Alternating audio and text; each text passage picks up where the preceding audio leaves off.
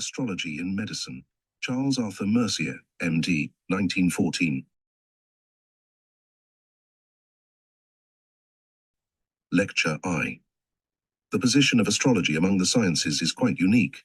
Its origin is so remote as to antecede all written records. It has formed an important part of the life of every nation that has advanced beyond barbarism. It has been studied with enthusiasm not only by every European nation, but also by the Egyptians, the natives of India, the Chinese, the Arabs, the Jews, and by the Babylonians and the Chaldeans. It was studied in earn, long unbroken effort for thousands of years, and engaged the most strenuous endeavors of some of the greatest intellects in every age. Albertus Magnus was a convinced astrologer, and even Roger Bacon, that very great man, projected a universal medicine founded upon astrology. A knowledge of astrology was a necessary part of the equipment of all educated men, and astrological terms form to this day an integral part of every European language. We still consider, we still find persons and things in opposition, we still suffer disaster, we still find some things exorbitant, and others in the ascendant. Some persons are still fortunate enough to be born under a lucky star. We still deal in merchandise, with merchants. We are all familiar with the martial cloak of Sir J. Moore. We still describe dispositions and persons as saturnine, jovial, martial, or mercurial. We still retain the names of Saturday, Sunday, and Monday in medicine. We retain the terms lunatic and venereal disease, and in the latter we still prescribe mercury, and we still begin our prescriptions with the sign of Jupiter. Yet these are the only remaining remnants of a science and an art that were once of paramount importance, and even medical men are ignorant of the very terminology of a science and an art that have been declared, by authority after authority, to be so necessary to the proper practice of medicine, that without them medicine could not be efficiently practiced, and no medical practitioner was fully equipped for his task. Astrology is now utterly extinct. It began to decay at the Renaissance. It languished in the 17th century, the last man of high distinction who practiced it in this country was John Dryden, but though Peter Wolfe, a FRS, maintained the truth of astrology at the beginning of the 19th century, it had really expired when it received its death blow from the biting humor of Jonathan Swift. Yet when Walter Scott, less than a century afterwards, introduced into one of his novels the terms of the art, there was no one then living, nor has there been since any commentator of sufficient knowledge to expose the blunders that he made. To such a record, there is no parallel in the history of human endeavor. There are indeed two subjects of study that afford an approximation, but an approximation only, to the history of astrology.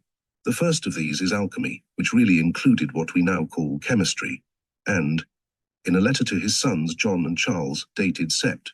3rd, 1697, Dryden says, "Towards the latter end of this month September, Charles will begin to recover his perfect health, according to his nativity, which, casting it myself, I am sure is true, and all things hitherto have happened according to every time that he predicted them." See also the preface to his fables, and the lines, "The utmost malice of the stars is past. Now frequent trines the happier lights among, and high-raised Jove, from his dark prison freed, those weights took off that on his planet hung, will gloriously the new-laid work succeed, is therefore very far from extinct." Alchemy is usually, however, understood to mean solely what it did in fact include as its principal objects: the search for the philosopher's stone, and the search for the elixir of life.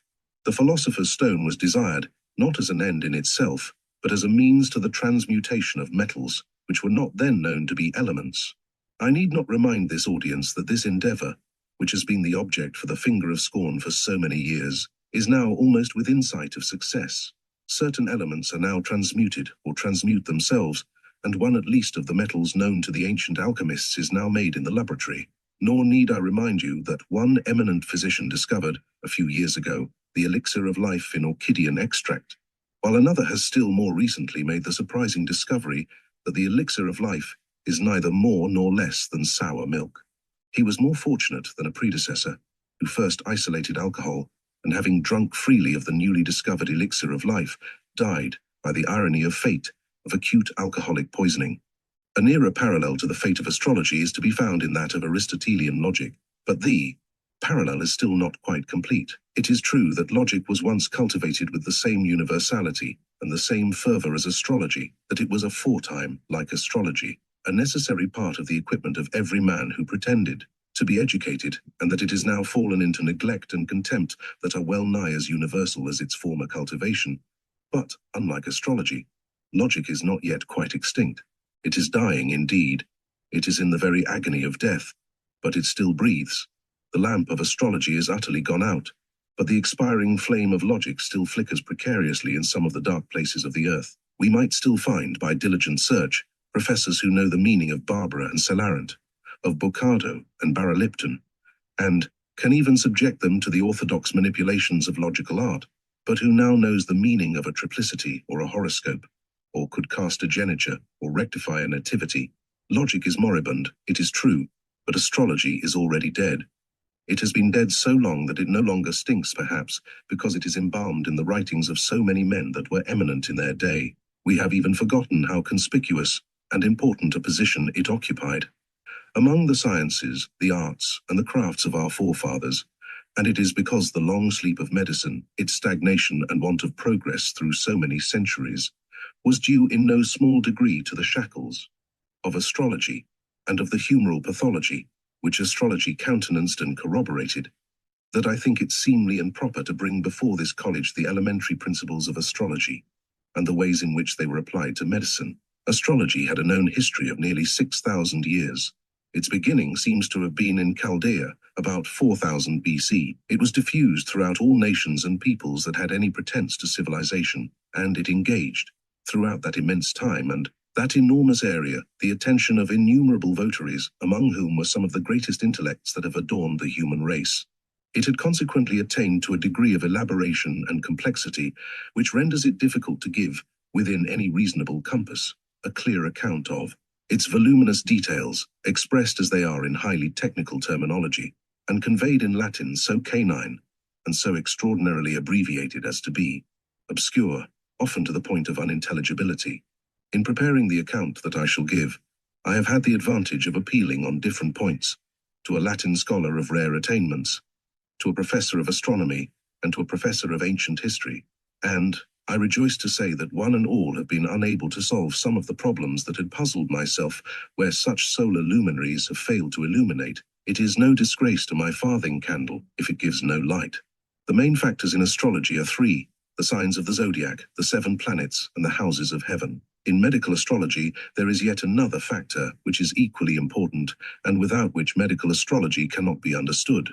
This factor consists of the 4 elementary qualities: heat, cold, dryness, and moisture, which correspond with the 4 elements: fire, earth, air, and water, with the 4 humors: yellow bile, black bile, blood and phlegm, and with many other things.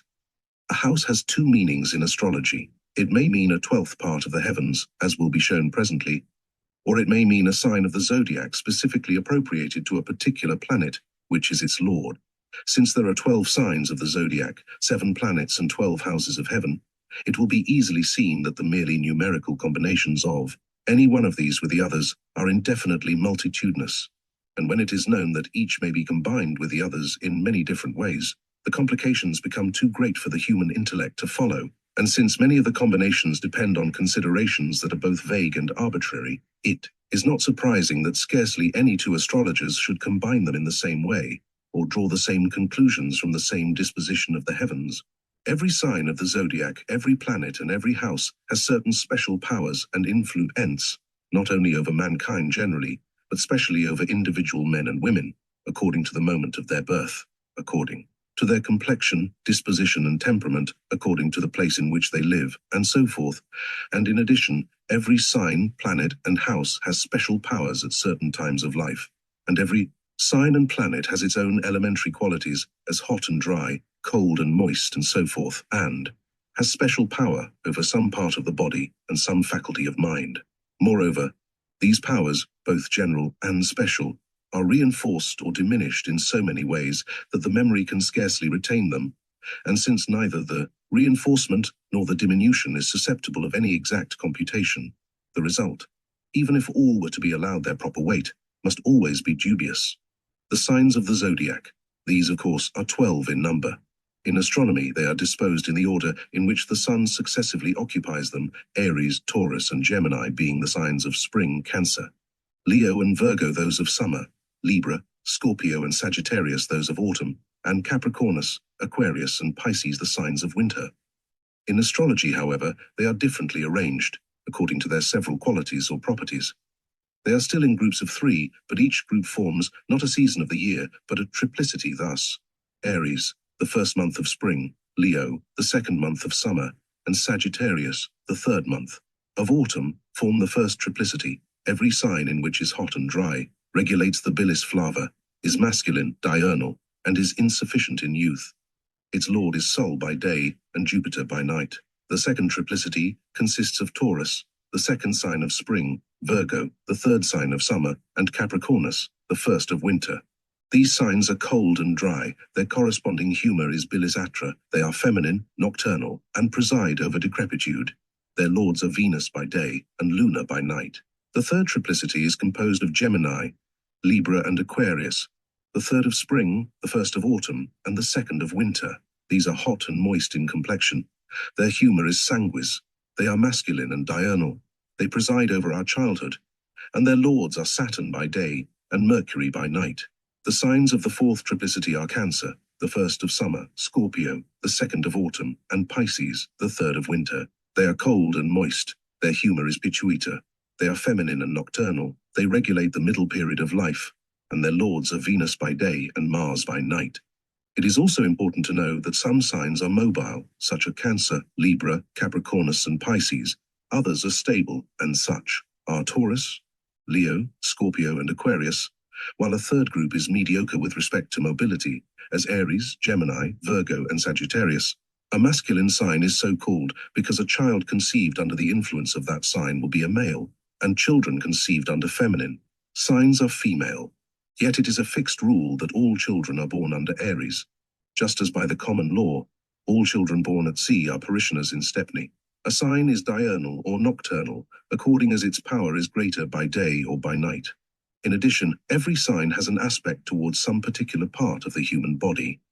Aries is the principal and most important sign of all. In whatever scheme the signs are reckoned, Aries comes first. Consequently, its aspect is to the head. Taurus relates to the neck and shoulders, because a bull is in these parts very robust. Gemini relates to the arms and hands, because the twins are represented as embracing, and the quality of embracing is in the arms and hands. Cancer pertains to the chest and the adjacent parts, because a crab is very robust in the chest and thereabouts. Leopard pertains to the heart and the mouth of the stomach, because the whole virtue of a lion is in his courage. Virgo relates to the intestines, the base of the stomach and umbilicus, because the virtue of a virgin resides therein. Libra relates to the kidneys, because they lie equally balanced, one on each side of the spine. Scorpio refers to the genitals, because the whole virtue of the scorpion is in his tail, and these are the caudalia of man. The aspect of Sagittarius is to the hips, of Capricornus to the knees, of Aquarius to the legs, and of Pisces to the feet, these being the parts of the body, as those are the signs, that come next in order. The planets. It is scarcely necessary to remind this audience that in the time when astrology came into being, the Earth was the center of the universe, and the planets were 7 in number, Uranus and Neptune being then as unknown as Pallas and Ceres, while the sun and moon differed from the other wandering stars only in their greater size and luster, and in the greater regularity of their movements. There was a certain conventional order, the origin of which cannot now be traced, in which the planets were always enumerated, an order that does not correspond with their relative size and importance, for then the sun would come first. It is Saturn, however, that takes precedence, and is followed by Jupiter, Mars, Sol, Venus, Mercury, and Luna, in the order in which I have named them. The range of influence of the planets over matters terrestrial was plenary. On the whole, the term influence best conveys the meaning of the astrological term aspect, which is more than corresponds with, a term that is sometimes substituted for aspect, though as to some things which they aspected, or with which they corresponded, such as the zodiacal signs and the 4 elements, the planets were neither productive nor regulative. Yet with respect to most things they were at least regulative, and as to many were actually originating. For instance, Guy de Chauliac, called by Fallopius the father of surgery, as Hippocrates is the father of medicine, attributed the great plague of 1345 to the conjunction of the 3 planets, Saturn, Jupiter, and Mars, in Aquarius, on March 24th of that year. Torella, physician to Caesar Borgia and Pope Alexander VI, attributed syphilis to a peculiar conjunction of the planets. So does Basil Valentinus, and so does Petrus Maynardus, who was able, moreover, to predict that it would come to an end in 1584. The College of Physicians of Paris attributed the Black Death of 1349 to a vapor or fog generated by the struggle between the constellations, which combated the rays of the sun and the warmth of the heavenly fire, struggling violently with the waters of the great sea. This vapor, they said, will continue to spread as long as the sun is in Leo. We are of opinion that the constellations, with the aid of nature, strive by virtue of their divine might to protect and heal the human race. Taken together, the planets had jurisdiction over everything, but not indiscriminately. Each planet had its own peculiar jurisdiction over some things, while other planets divided between them the jurisdiction over other things of that kind. Like the signs of the Zodiac, each of the planets had a jurisdiction over some part of the human body, but this was only a small region of its sway. Every planet aspected its own element and its own complexion, or pair of elementary qualities, so that Saturn, for instance, was cold and dry, Jupiter hot and moist, and so forth. Each planet had its own color, odor, and taste, each its own groups of animals and plants, each its own metal, and we still speak of Saturnine poisoning, of Crocus Martis, and of the metal Mercury. Each has its own plants, its own day of the week and hour of the day, and what is more germane to the present purpose, every planet had its corresponding humor, part of the body, sense, faculty, part of the mind, bodily configuration and mental temperament, its time of life, and its peculiar diseases and mode of death. One or two instances will be enough to exemplify the way in which sublunary affairs are apportioned among the planets. Take, for instance, animals. Of these, Saturn has jurisdiction over the camel, the bear, the ass, the cat, the owl, the bat, the tortoise, the mouse, the beetle, and generally over beasts of evil omen or of slow movement. The aspect of Jupiter is to the wise, the swift, and the strong, to the elephant, the stag, and the bull. Mars aspects the horse, the wolf, the bee, the dog, the ostrich, venomous snakes, scorpions, and spiders, all either fighters or noxious to human beings. Sol presides over regal and dominant animals, the lion, the eagle, and the cock. Venus has jurisdiction over the goat, the sheep, the pheasant, the partridge, the pigeon, the dove, and the sparrow, all amatory, and either polygamous or otherwise prolific. The aspect of Mercury is to the fox, the ape, the serpent, the parrot, the spider, the bee, and the ant, and generally to animals that are reputed wise or cunning. Lunar influences the hare, the swan, the nightingale, the frog, fish, land snails, crabs, and shellfish, and generally animals that are nocturnal or aquatic. Of plants, Saturn has jurisdiction over the oak, the mespilus, the rue, the hellebore, and generally over those of slow growth, of narcotic virtue, and of crass substance. Jupiter over the laurel, the sandalwood, the cinnamon, the balsam, and the incense tree. Mars over pepper, ginger, mustard, jalap, scammony, colocynth, euphorbium, and generally over all bitter plants and hot poisons. Sol aspects the palm, rosemary, heliotrope, crocus, and all aromatics. Venus the olive, the pine, the lily, the rose, and the pea. Mercury the corylus and the milfoil, and Luna the cucumber, the gourd, pepin fruits, that is apples and pears, and lettuce. The minerals of Saturn are lead and all black stones, of Jupiter, tin, the sapphire, and the amethyst, of Mars, iron, jasper, and magnesia, of Sol, gold, carbuncles, and chrysolite, of Venus, copper, smaragdus, turquoise, and coral, of Mercury, quicksilver, chalcedony, and cornelian, and of Luna, silver, crystals, beryl, and the diamond. I defer to the next lecture the consideration of those planetary aspects that have a special bearing upon medicine, but this is perhaps the proper place to make the very important distinction between the benevolent, propitious, or fortunate planets, and those that are malevolent, unpropitious, or unlucky.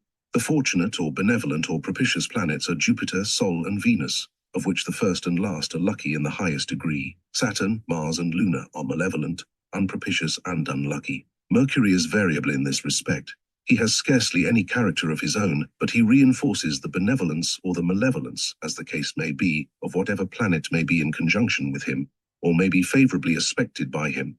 It is evident, if these premises are granted, that the course and termination of every malady in every sick person depend on the relative power, with respect to other planets, of the particular planet or planets that have jurisdiction in the matter.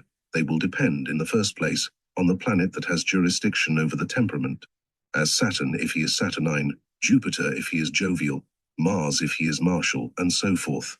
They will depend also on the planet that presides over the humor that is peccant, as yellow bile, black bile, blood, or phlegm. They will depend on the planet that governs the part of the body that is diseased, on that which governs the disease, on that which has jurisdiction at the time of life at which the sick person is arrived, on that which presided over his nativity, and so forth. Here are at least 6 circumstances to be taken into account, and of course, the planet that governs one of these circumstances may not be the same, and in fact must be different from those which govern others, so that 7 planets may all be influencing the disease and the sick person at once, and may all be pulling in different directions, some towards health and some towards death, some towards acuteness and some towards chronicity of the disease. It is evident, therefore, that his fate must depend on the relative powers of the propitious and unpropitious planets, and that it is of the utmost importance to determine the factors on which the powers of the planets depend, and to estimate their strength in any particular case. This is by no means easy, for the factors are very numerous. It will be enough to obtain an approximate estimate, however, if we confine our consideration to the 10 in the following enumeration. The power of a planet at any given moment depends on 1. The sign of the zodiac in which it is situated at that moment. 2. The sign of which the planet is lord. 3.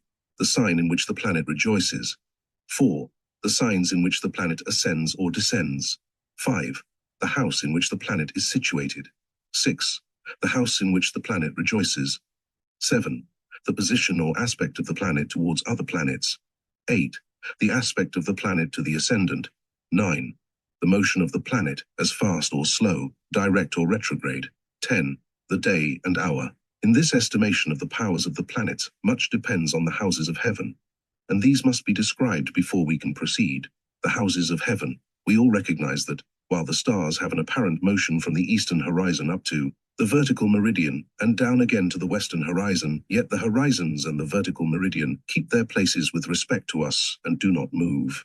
The eastern horizon and the vertical meridian enclose between them a 4th part of the heavens, whose content is continually changing, as the stars rise above the eastern horizon and reach and pass the meridian. Similarly, from the meridian to the western horizon is another 4th part, and the 2 remaining 4ths are beneath the horizon and are divided from one another by the inferior vertical meridian, all these 4th parts remaining stationary, while the stars occupy them each in turn in the daily revolution of the heavens. Now imagine the suffixed quarters of heaven to be divided by 3 equidistant meridians. The heavens will then be divided into 12 parts, 6 above the horizon and 6 below, whose starry contents are continually changing. These 12 divisions are the 12 houses of heaven. That is to say, they are so if the meridians which divide them meet at the north and south poles of the horizon of the place, and it was the usual rule in astrology so to consider them. But it was not the invariable rule. Some astrologers put the meeting places at the celestial poles, and then the houses were divided by the ordinary meridians. Others spot the meeting places at the zenith and the nadir of the place.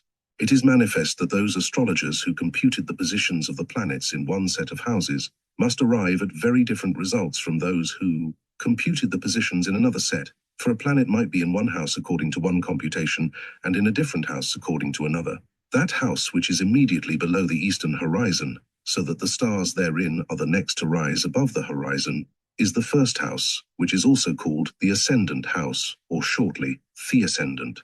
It is the principal house, the most powerful house, and takes rank over all the others. The planet or planets that occupy the ascendant chiefly determine the fate of the native. The rest of the houses are known by numbers, and follow one another widdershins, that is, in the order, reverse to the movement of the hands of a clock.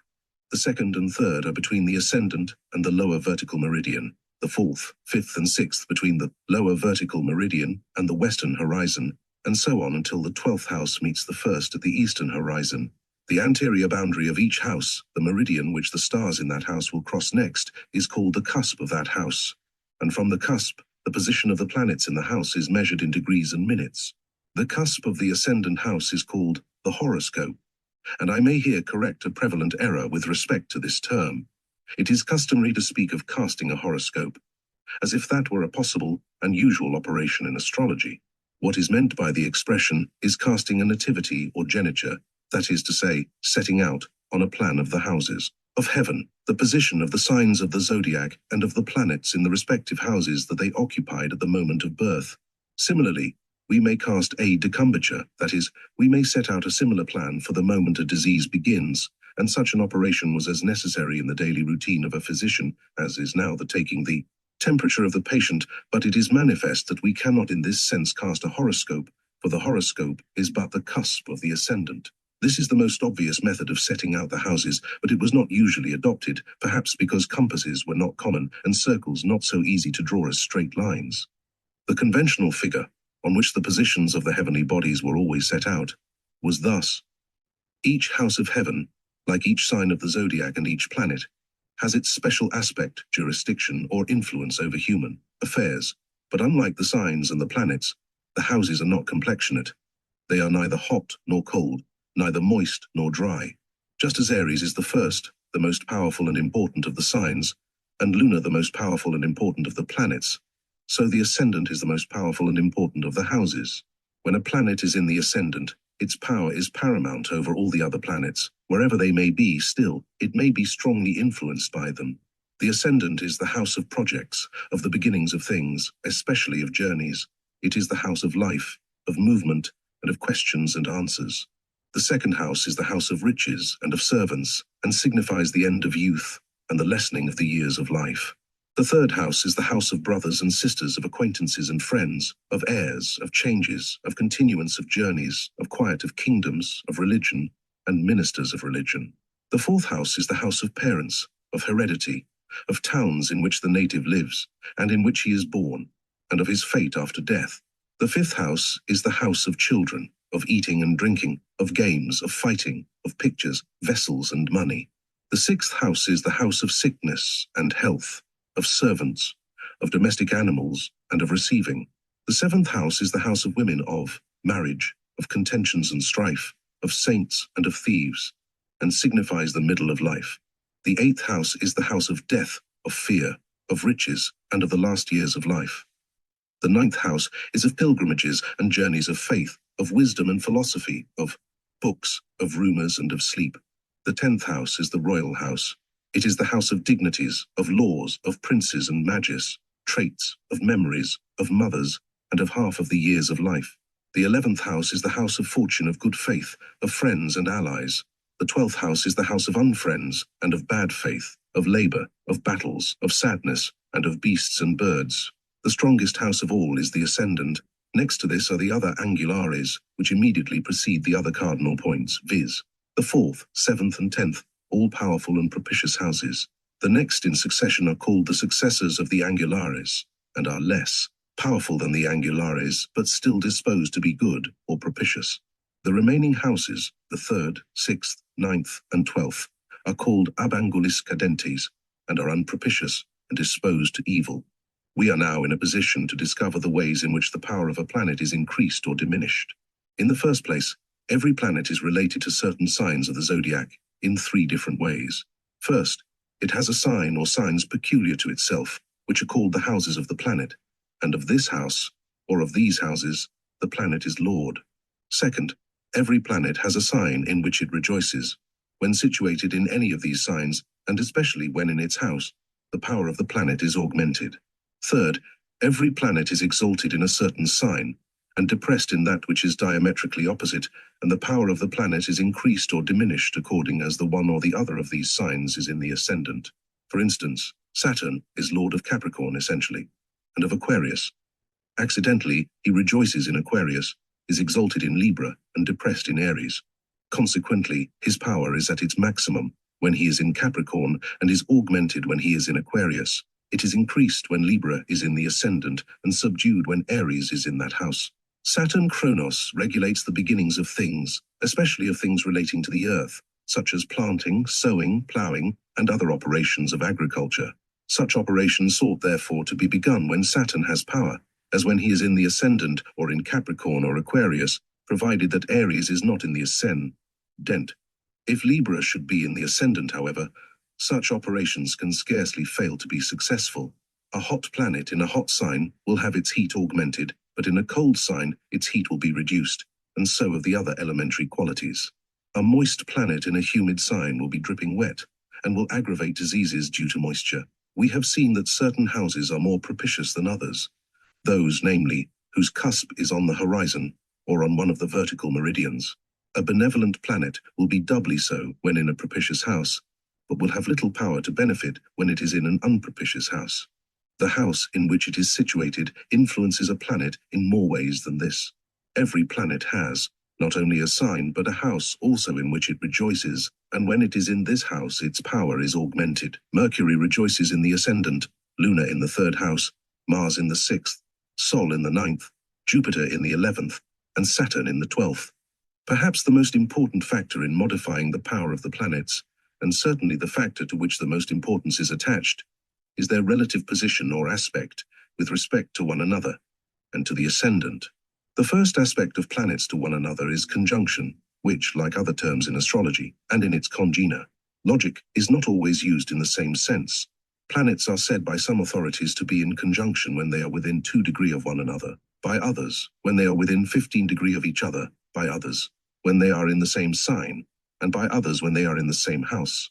All are agreed, however, that whenever a planet is within 15 degrees of Sol, it is combust, and its powers are for the time abolished.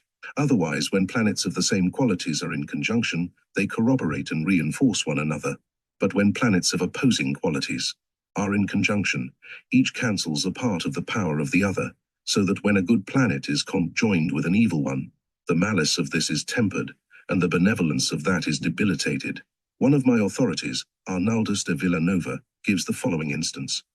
When you are anxious to begin some good work, you should see that Luna makes junction with benevolent planets, or at any rate, is well separated from bad ones, but he who wants to do evil, as for example to poison a little girl, or anything of that kind, ought to choose a time when Luna is conjoined with bad, or is separated from good planets. The second aspect is sextile. This is when 2 planets are separated by a 6th part of the zodiac, or by 2 signs. Such an aspect is moderately friendly, not manifestly but occultly, or of hidden benevolence. The third aspect is quartile, and is when a planet aspects another through 3 signs, which is a 4th part of the zodiac. Such an aspect is of moderate or occult unfriendliness or conflict. The 4th aspect is trine, when a planet aspects another from a distance of 4 signs, or a 3rd part of the zodiac. This is the aspect of warm friendship and perfect benevolence. The last aspect is opposition, when one planet is distant from another by half the signs of the zodiac. This is the most hostile aspect of all. It is the aspect of open unfriendliness, hatred, and perdition. Every planet has 2 movements. First, it partakes of the general movement of the heavenly bodies, rising in the east and setting in the west, a movement due to the primum mobile. And second, it has its own proper motion among the stars, which varies in rapidity, and is sometimes direct, sometimes retrograde, and sometimes abolished, so that the planet is stationary among the stars. The speed of this proper motion varies greatly, Luna completing her course in 28 days, or thereabouts, and Saturn requiring 29 years. The motion of the planets is of much importance in medicine, for acute diseases whose course is rapid are governed by the moon, whose motion is rapid, while chronic diseases, whose course is slow, are governed by the sun, whose course is likewise slow. If any planet that is regulating the course of a disease should become retrograde in its motion, the patient will of course get worse. Lastly, every planet has its hour, in which it is dominant, and, subject to the dominance of the planet that rules the hour, every planet dominates that day of the week of which its hour is the first. Thus, Saturn dominates completely the first hour of Saturday, and in a less degree, and subject to the influence of the other planets, the whole of the dies Sabbathum. Jupiter rules the 2nd hour of Saturday, Mars the 3rd, and so on until Luna dominates the 7th hour, and then Saturn again takes up the tail and rules the 8th. The rotation is then continued, so that Saturn comes in again at the 15th and 22nd hours, Jupiter follows at the 23rd, Mars at the 24th, which completes the day. The next planet on the rota is Sol, which therefore takes the 1st hour, and in less degree the whole of the following day, which is accordingly dies Solis or Sunday. It is scarcely necessary to point out that every undertaking to which any given planet is propitious ought to be begun in the hour in which that planet is dominant, and if possible on his day. So all operations of husbandry should be begun on Saturday, or if on any other day, then in the hour of Saturn. When written directions are given as to any undertaking, The planet that is propitious to that undertaking should be signified, so that the undertaking, whatever it may be begun in the hour of that planet. If we give written directions for sowing seed, or planting, or any of the operations of husbandry, we should preface our directions with the sign of Saturn. If we write to a commercial correspondent instructions to buy or sell, we should remind him of the hour and day propitious to the transaction by placing at the head of our instructions the sign of the planet Mercury.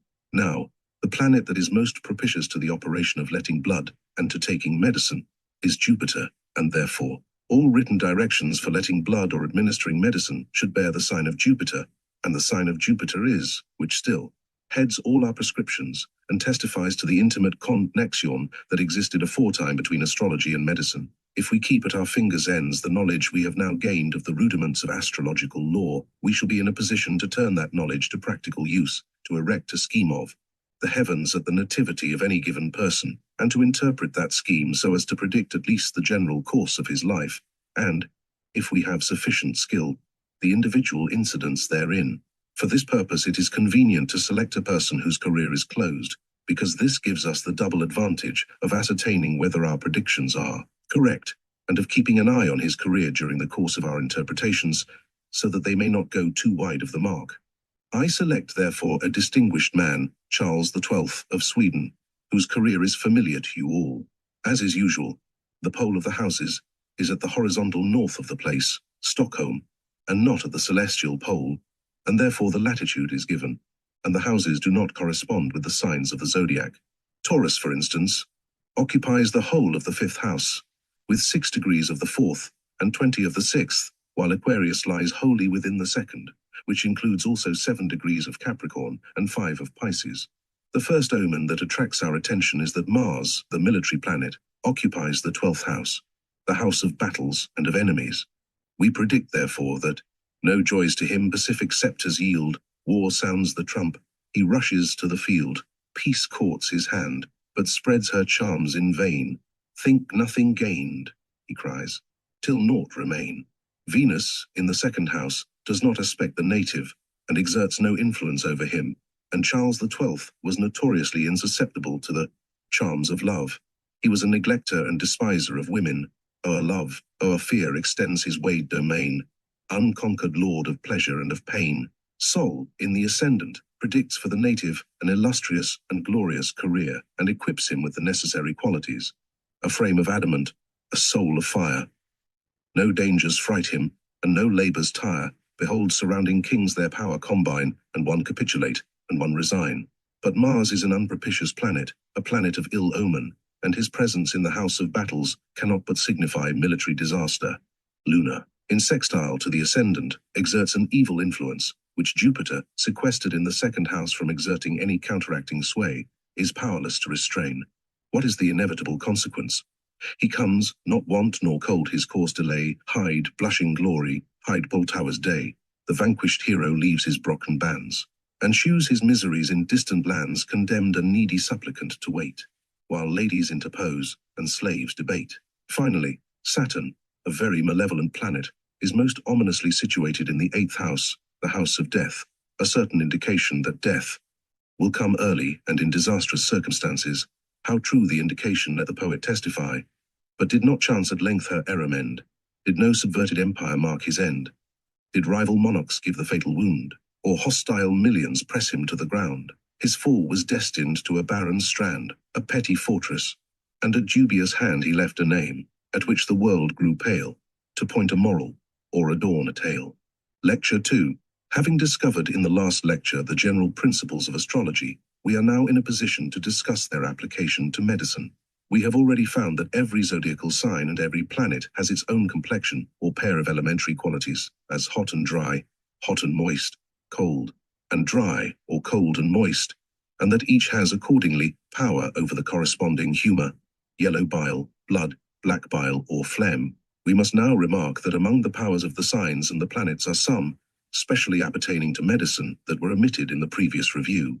Each planet has its own peculiar power over the developing fetus, and exercises this power at ascertained period of pregnancy.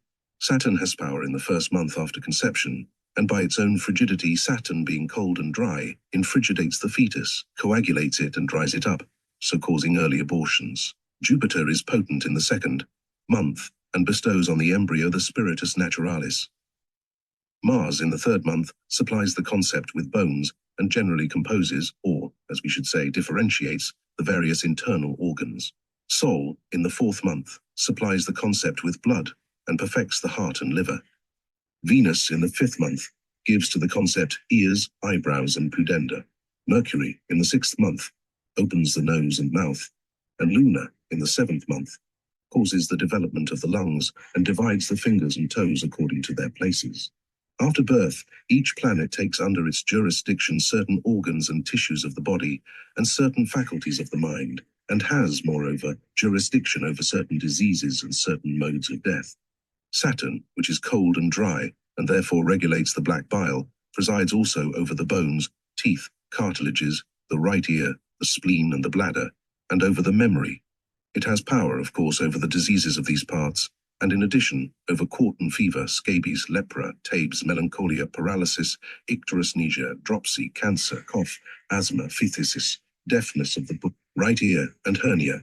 Under Saturn occur sudden and violent deaths by falls, precipitation, shipwreck, suffocation, hanging, lead poisoning, and death at the hands of the public executioner. Jupiter has jurisdiction over the radical moisture, over the blood, the liver, the pulmonary veins, the diaphragm, and the muscles of the trunk, over the senses of touch and smell, over the judgment, and the appetitus concupiscibilis, over the diseases of these parts and faculties, and in addition over smallpox, angina, inflammation, pleurisy, and pneumonias. Deaths due to the influence of Jupiter occur in war, in duels, and by the command of princes. Mars has power over the yellow bile, the gallbladder, the left ear, the pudenda, and the kidneys. He prompts the appetitus irascilis. The diseases due to his influence are acute fevers, plague, yellow jaundice, convulsions, hemorrhages, carbuncles, erysipelas, ulcers, and phagoedema. He causes death by weapons of steel, from fire, from projectiles, by beheading, mutilation, bites of animals, especially venomous animals, by the slaughters and bloodletting of ignorant surgeons, and death from burns. Sol regulates the heart, the arteries, the right eye, the right side in men and the left side in women, the vital spirits and the bilious blood, the sight of the right eye in men and of the left in women, and all good desires. The diseases due to the influence of the sun are ephemeral fevers, syncope, spasm, catarrhs, and diseases of the eyes. When Sol causes death, it is by plague, by syncope, or on the field of battle. Venus presides over the pituitous blood and semen, over the throat, the breasts, the abdomen, the uterus and genitalia, over taste and smell, touch and the pleasurable sensations, and the appetitus concupiscibilis. The diseases due to Venus are luz venerea, gonorrhea, priapism, barrenness from cold and moisture, Venus being cold and moist, lientry and abscesses.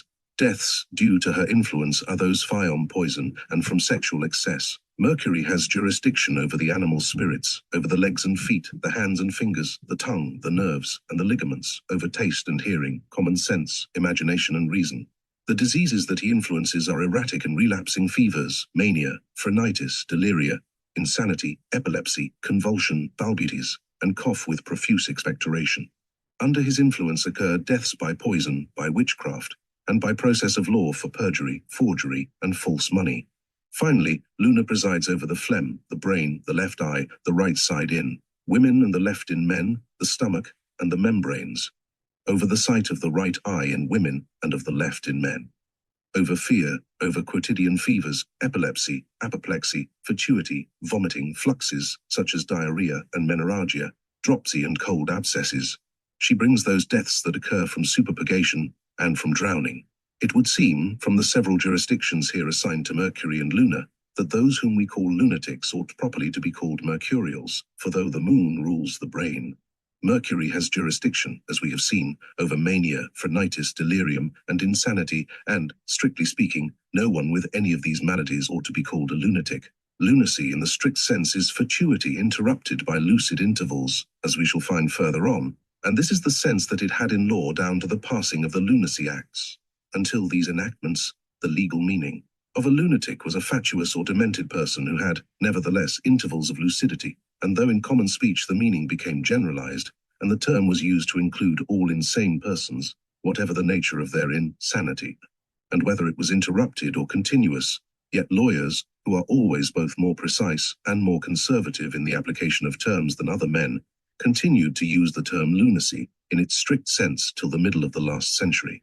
With respect to the corporature, or the bodily configuration, which with the corresponding mental disposition is aspected by the several planets, there is much misapprehension, and the true doctrine is corrupted and attenuated to a mere remnant.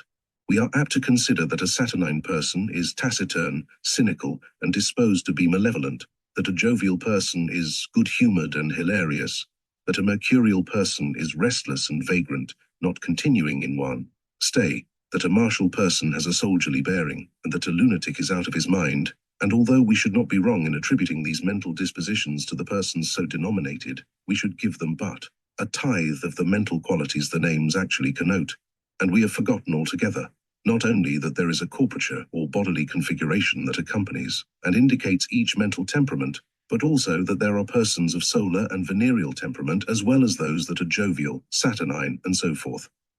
The corporature and the mental disposition that accompanies and is signified by it are precise and detailed, so that the expert astrologer can tell at a glance what sort of person he has to deal with, and what planet has jurisdiction over that person's life, fortunes, and health.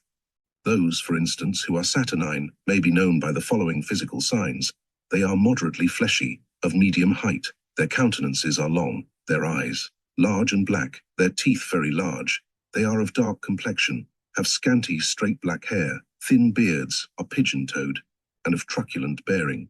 When well affected by the planet, persons of such a corporature are profound thinkers, investigators of mysteries, prudent, reticent, inclined to solitude, suspicious, laborious, patient, persevering, lovers of work, eager for gain and masterful. When ill affected by the planet, they are sad, melancholy, austere, timid, miserly, querulous, taciturn, solitary, followers of the black art, suspicious, untruthful, malevolent, untrustworthy to the point of fraudulence, treacherous, and often suffer the penalties of the law for their misdeeds. The favored of Jupiter are, in configuration, fleshy, with rounded knees. They are of medium stature, elegant and majestic in bearing. In complexion they are rosy, their eyes are dark and rather large.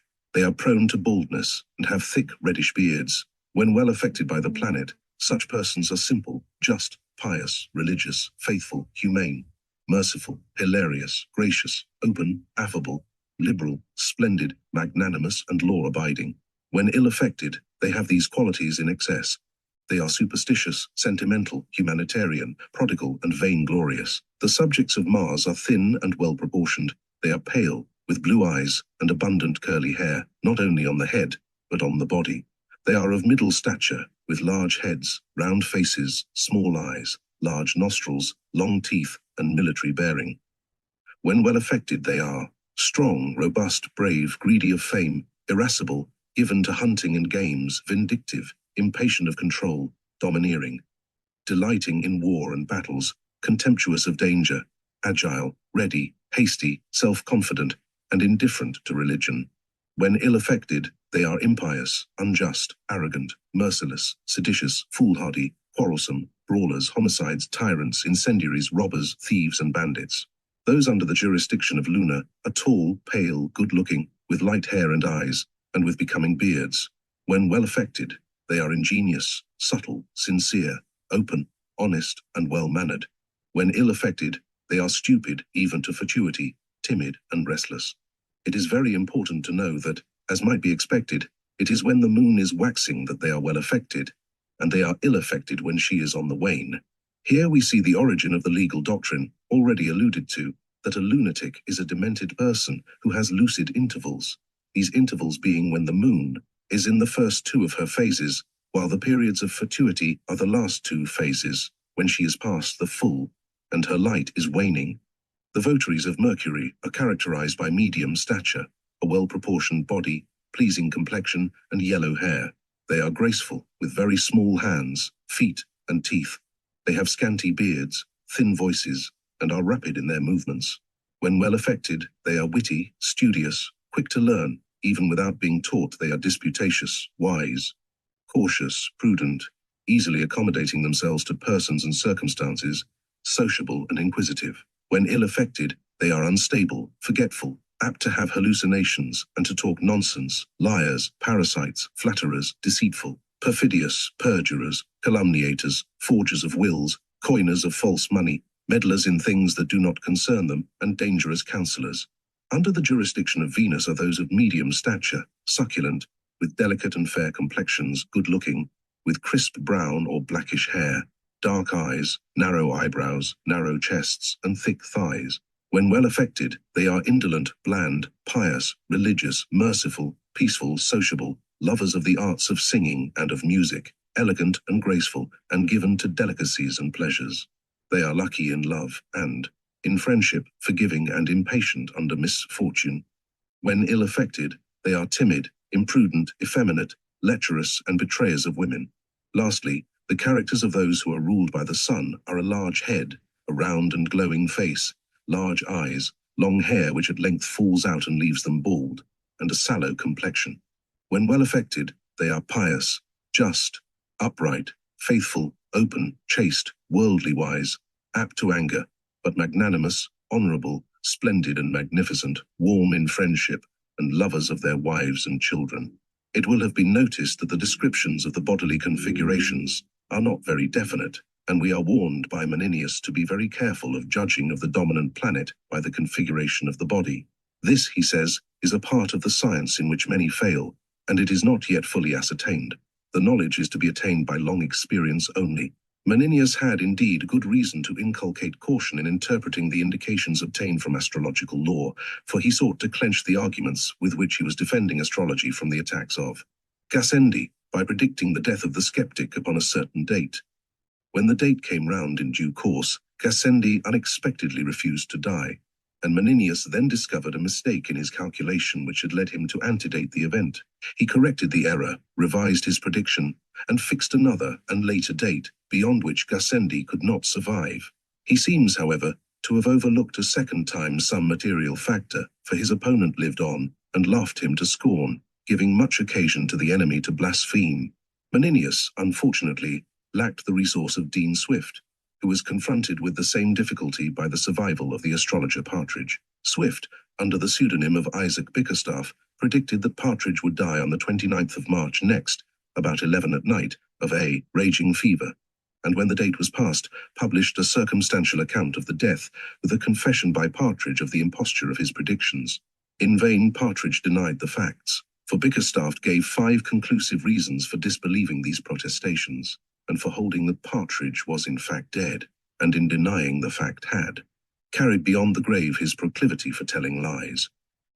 When it is remembered that any sign of the zodiac may be in any of the houses of heaven, that any planet may be in any house, and may have any aspect, sextile, quartile, trine, or opposition, towards the ascendant and towards the other planets, and that the various planets have by these means their powers reinforced or attenuated in the most various degrees, and when we remember further the different powers that different planets have over different persons and different diseases, it will easily be seen that the variations are virtually infinite, and the whole scheme far too complicated to put to practical application. In practice, however, the calculations of the physician were narrowed down to a small number of factors. Arnaldus de Villanova, a physician of great repute in the 13th century, limits these as follows. A perfect physician, he says, should constantly bear in mind 8 astrological factors, and then we are disappointed to find that he enumerates only 7. It is no doubt the want of the 8th factor that has falsified the predictions that I have ventured to make in accordance with his rules. Be that as it may, the factors that he enumerates, as necessary for the perfect physician to consider, are these. 1. The thing concerning which the inquiry is made. 2. The sign that is in the ascendant. 3. The lord of it, whether of the sign or of the ascendant is not clear. 4. The sign that is in the house of the thing inquired about. In the case of sickness, this may be either the first house, the house of life, or the 8th, the house of death, or the 6th, the house of diseases. 5. The lord of it. Again, whether of the sign or of the house is not clear. 6. Its relation to the ascendant. 7. Its relation to the moon. These are to be interpreted in the following manner. 1. The ascendant and the lord of it signify the sick man. 2. The middle of heaven, the 10th house, signifies his physician. 3. The 6th house and the lord of it signify his disease. 4. The fourth house and the lord of it signify his physic. The consequences are these. If there is evil in the ascendant, or if the lord of the ascendant is subject to adverse influences, the patient will do badly, but if these are propitious, he will do well. If there should be a benevolent or propitious lord of the 10th house, which signifies the physician, then his treatment will do the patient good. But if the lord should be evil, then the patient will be injured by the treatment. If there should be a powerful influence for good in the 8th house, which is the house of death, the patient will be quickly cured. But if there should be an evil influence in this house, he will go from bad to worse. Similarly, if there is good fortune in the 4th house, which is the house of remedies, his medicine will do him good. But if evil fortune, the medicine will make him worse. If the sign in the ascendant should be mobile, and Luna should be in a mobile sign, such as Aries, Cancer, Libra, or Capricorn, and the lord of the ascendant should also be in a mobile sign, the illness will soon terminate, either well or badly, especially if Luna is in swift motion. If, however, it happens contrarily, it signifies a long illness, especially if Luna is in a stable sign, as Taurus, Leo, Scorpio, or Aquarius. If the lord of the ascendant should be propitious, and free from adverse influences of other planets, and Luna likewise, the illness will end favorably, especially if Luna, and the lord of the ascendant, should aspect favorably the lord of the 8th house, which is the house of death, that is, if they should be in sextile, and especially if they should be in trine, to that house. But if Luna, or the lord of the ascendant, or the lord of the house of sickness, which is the 6th, should be combust and retrograde, or if the lord of the ascendant should be in the house of death in conjunction with Mars or Saturn, both of them malevolent planets, then there is no hope. Also, if the moon should be in conjunction with a propitious planet in the ascendant, and should be moving forward and her light waxing, and both should be free from adverse influences, then the disease will be quickly cured. But if the moon should be in the house of death, the patient cannot be saved. And generally, whenever Luna and the lord of the ascendant are subject to adverse influences, it is a mortal sign, and we must fear death, or relapse, or long illness. But when they are fortunately situated, and aspected by well-disposed powers, as when Luna and the lord are in the ascendant, then it is a good sign, and ad vitam. But if the house of death, and the lord of the house of infirmity, or the lord of the house of death, are fortified by situation or by aspect, especially when they aspect the moon, adversely, then it is a bad sign, and ad mortem, but when they are impeded or weakened, it is a good sign. Now the position of the heavenly bodies in the houses of heaven alters from hour to hour, and a fatal disposition of them now may alter to a able one in a couple of hours, and vice versa. Luna, which is now in the ascendant, and therefore smiles upon the patient, will, in 14 or 15 hours' time, be in the 8th house, and condemn him to death. It is manifestly of the utmost importance, therefore, to fix upon the correct hour, and minute for setting up the tabula celestiarum. It is to be feared, however, that in this matter, astrological physicians allowed themselves a good deal of latitude.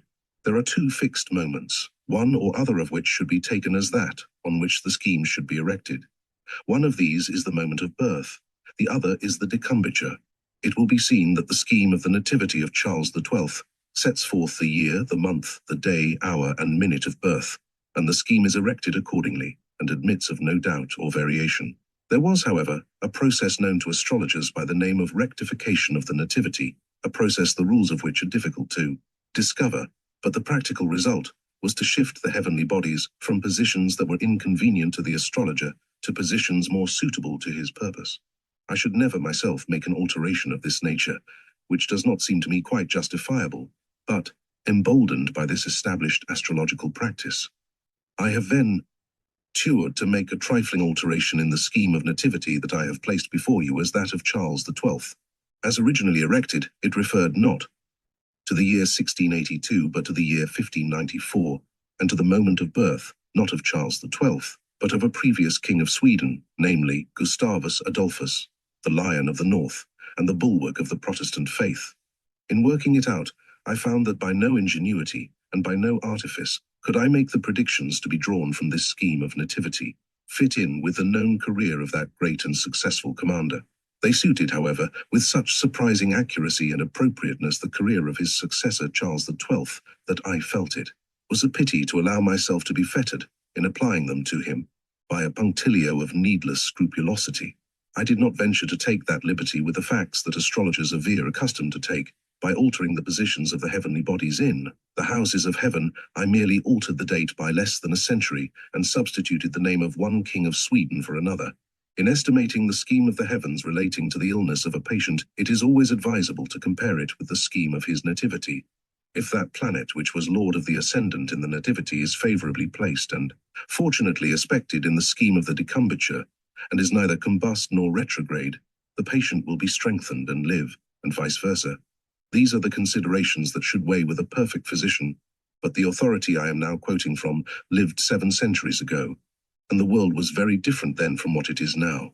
It would appear that in those remote and benighted times there actually were physicians who were not perfect, and to temper the difficulties of astrological practice to these weaker brethren, they were taught a method of procedure that is shorter and easier, but less accurate. It will have been noticed how prominent a place is assigned to the moon in the explanations that have been given, although in setting up the scheme no separate mention was made of her, but she was just lumped in together with the other planets, which had presumably equal value, except in as far as their power was subdued or enhanced by their position. In the modified and abbreviated scheme that was drawn up for the guidance of the general practitioner, the whole burden lay upon the moon.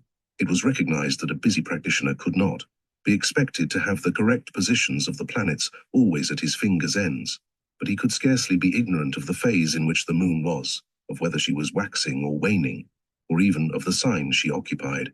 Consequently, except to the very expert, to the dwellers in the Harley Street and Wimpole Street of that day, the moon alone was the guide to treatment and prognosis. I must now go back for a moment and call your attention to certain facultates naturales possessed by the human body and governed by the planets. These are the retentrix, the coptrix, the expultrix, the attractrix, the vegetatrix, and the generatrix, and each has, of course, its corresponding complexion. Retention, for instance, is favored by cold and drought, digestion by heat and moisture, expulsion by cold and moisture, and attraction by heat and drought. It follows, of course, that retentive medicines, given to check fluxes of any kind, should be administered either when Luna is in a sign that is cold and dry, such as Taurus, Virgo, or Capricorn, or when one of these signs is in the ascendant, and at such times retentive drugs should be not only administered but prepared, for their virtues are not in themselves, but are part of the celestial virtue communicated from the celestial bodies, from which all virtues are derived. So that retentive medicines, such as sugar of roses, diaceton, and diapapava, should be prepared as well as administered when one of these cold and dry signs is in the ascendant, or when the moon is in one of them. If, however, we wish to reinforce the expulsive faculty, as for instance in constipation or amenorrhea, the medicament must be prepared and administered when Luna is in Cancer, Scorpio, or Pisces, or when one of them is in the ascendant, for these signs are cold and moist. In this case we must be careful, however, for if a purgative is given when the motion of Luna is retrograde, the expulsion will be retrograde, and instead of purga, we shall cause vomiting. But if we are so incautious and ignorant as to give purgatives when the moon is retrograde in Leo, which has an aspect to the heart and blood, we shall produce vomiting of blood. Diseases of plethora are very dangerous when a man is taken sick upon a full moon, and diseases of wasting are most dangerous when he is taken sick upon a waning moon. Let me entreat you therefore to give physic for inanition when the moon is near the full, and for plethora when she has lost her light. And remember that a humour can scarcely be diminished, but when the moon is waning, nor increased except when she is waxing. It is very bad when, in the beginning of a sickness, the moon is in a sign of the nature of the peccant humour, as in the hot and dry signs Aries, Leo, or Sagittarius, when the peccant humour is choler. The cold and dry signs Taurus, Capricorn, or Virgo, when it is melancholy. The hot and moist signs Gemini, Libra, or Aquarius, when it is blood, or the cold and moist signs Cancer, Scorpio, or Pisces, when it is phlegm. Naturally, when she is in a fiery sign, it is easy to amend a disease of phlegm, but if choler abound, wait until she is in a watery sign. We see, therefore, how very important it is to consider the aspect of the heavens before we begin our treatment. And though it is true that patients do sometimes recover under the care of ignorant physicians who take no account of these things, yet in such cases, says my authority, the patient recovers by accident, and not by the skill of the physician. An additional reason for studying the motion of the moon in illness is because this motion regulates the critical days. A crisis is defined as a swift and vehement motion of a disease, leading to recovery or death.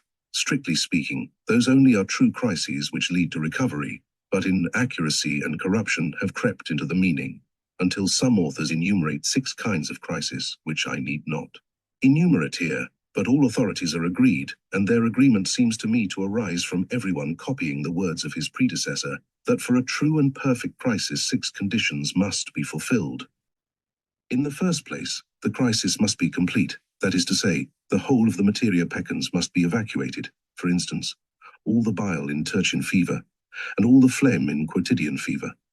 If the whole of the materia peccans is not evacuated, it is evident that the patient may relapse. The second condition is that none of the peccant material should remain.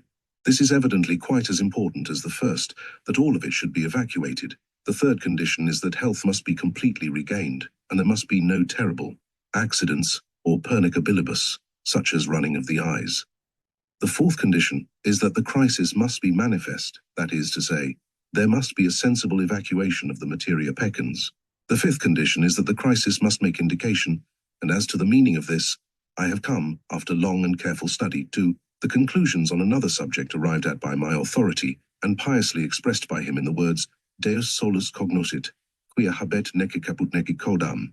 The sixth condition is that the crisis must occur on a critical day. The critical days are governed entirely by the motion and positions of the moon. It is clear that there can be no crisis for good except materia peccanticocta, and it is evident that the materia peccans cannot be digested in as short a time as 2 days. Consequently, the first and second days of a disease cannot be critical.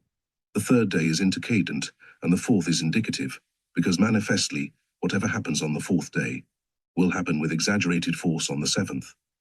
The 5th day again is intercadent, and of no significance, nor is the 6th of any. The 7th is the first critical day, for then the moon is in quartile to the decumbiture, and is necessarily in a sign of opposite nature in all respects to that in which she was at the decumbiture. If she was in Aries at the decumbiture, she will be on the 7th day in Cancer. Now, Aries is hot and dry, Cancer cold and moist, Aries is masculine, Cancer feminine, Aries diurnal, Cancer nocturnal. The quartile aspect is thus thoroughly hostile, and whatever process Luna favors at the decumbiture she will oppose when she reaches the quartile. At the decumbiture she favored the disease, for otherwise the disease would not have occurred at the quartile. Therefore she opposes the disease, and makes for a favorable crisis. The 8th day is neutral, the 9th intercadent, the 10th neutral, and the 11th indicative, for whatever happens on the 11th will happen with exaggerated force on the 14th, which is the second and most critical day, for then the moon is in opposition to the decumbiture, and with all her might counteracts all that took place at the decumbiture. The next critical day is of course the 21st, when she is again in quartile, and finally, between the 27th and 28th she comes into conjunction. If the disease has not been ended by crisis on one of the 3 critical days, the reinforcement that it now receives from the conjunction of the moon converts the acute disease into a chronic, and henceforth it is governed no longer by the positions of the moon, but is regulated, according to the same laws, by the sun. The next crisis will not take place therefore for 2 months, when the sun will be in quartile to the decumbiture. Of course, the favorable or unfavorable character of the crisis will depend largely upon whether, on the critical day, the moon is favorably aspected by good planets, or unfavorably influenced by bad ones. It will be seen that all of these influences and dates depend upon the moment of the decumbiture, which is described as the first punct of time of the invasion of the disease, and this, as Galen says, is very hard to find. It is easy indeed to find the decumbiture in the literal sense, that is to say, the time when the patient takes to his bed, but when the beginning of the sickness is, that, says Culpeper, is the question. For a lusty stout man bears the disease longer before he takes to his bed than a puny sickly man. A mere suspicion of sickness will send a faint-hearted man to bed. You may persuade him he is sick, whether he is or no. Notwithstanding, in most acute diseases, as also in many others, as falling sickness, palsies, apoplexies, and pleurisy, 'tis an easy thing to find the precise time of the invasion of a disease. The best opinion is that that moment of time is to be taken in which a man finds a manifest pain or hurt in his body. For instance, when a man hath got a fever, usually the headache certain days before. This is not the fever, but a messenger or forerunner of the fever. The true beginning is when a horror or trembling invades the sick. Certain objections to these doctrines did not escape the notice of the astrologers who taught them. If, says one, the crisis depends on the motion of the moon and her aspect to the other planets, what is the reason, if two men be taken ill at one and the same time, that yet the crisis of one falls out well, and not so the other? The reasons are manifold. The virtue working is changed according to the diversity of the virtue receiving, for you all know the sun makes the clay hard and the wax soft, it makes the cloth white and the face black. So then, if one be a child whose nature is hot and moist, the other a man in the prime of life, whose nature is hot and dry, and the third an old man, whose nature is cold and dry, the crisis works diversely because their natures are different. Secondly, in the springtime, diseases are most obnoxious to a child because his nature is hot and moist. A disease works most violently with a choleric man in summer, with a melancholy man in autumn, and with a phlegmatic man in winter. Thirdly, if at the decumbrature the moon was aspected by Mars, whose nature is hot and dry, if the disease be of heat and drought, it is mightily aggravated. Not so if it be cold. Fourthly, the complexions of the patients may be different, the one hot and dry, the other cold and moist. If the disease be hot and dry, it will not be so violent upon a cold and moist body as on a hot and dry. Fifthly, their nativities may not agree. If the moon be aspected by Saturn or Mars at the nativity, the disease is dangerous. Not so if she be aspected by Jupiter or Venus, or Saturn may be lord of one nativity and not of the other, and then he may hurt the one and not the other, for the devil will not hurt his own. If you can possibly get the nativities, you shall not err. For example, I know, says my authority, 3 children born at one and the same time.